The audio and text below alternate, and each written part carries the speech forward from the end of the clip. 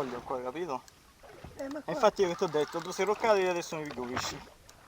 Speriamo che lo perdi. Non mi fare parlare,